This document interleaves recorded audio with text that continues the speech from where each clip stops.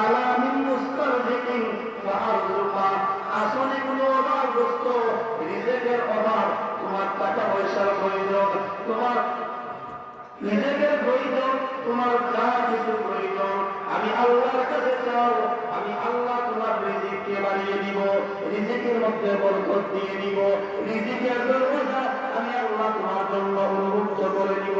এইভাবে আল্লাহ রাব্বুল আলামিন মাগরিবের পর থেকে নিয়ে ফজর পর্যন্ত তার বান্দাদেরকে ডাকতে থাকে।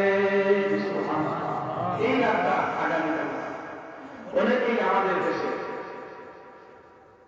একটা কথা শোনা যায়, ইউটিউব ফেসবুক যারা ব্যবহার করেন,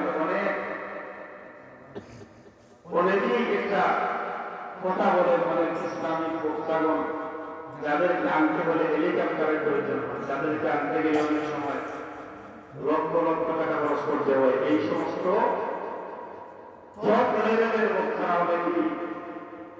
অনেক কথা বলেন সুবে বরাত সম্পর্কে। অনেকেই এরকমও বলেন সুবে বরাত বলতে কিছু নেই। সুবে বরাত সম্পর্কে সহিহ হাদিসে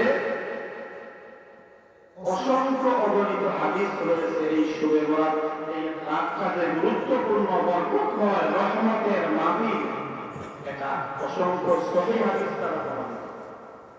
অনেকেই এই সুবে বরাত বলতে কিছু নেই বলে এই সুবে বরাতকে একেবারেই উড়িয়ে দেয়। আবার অনেকেই এই সুবে বরাতকে পালন করতে গিয়ে অতিরিক্ত করে দেয়।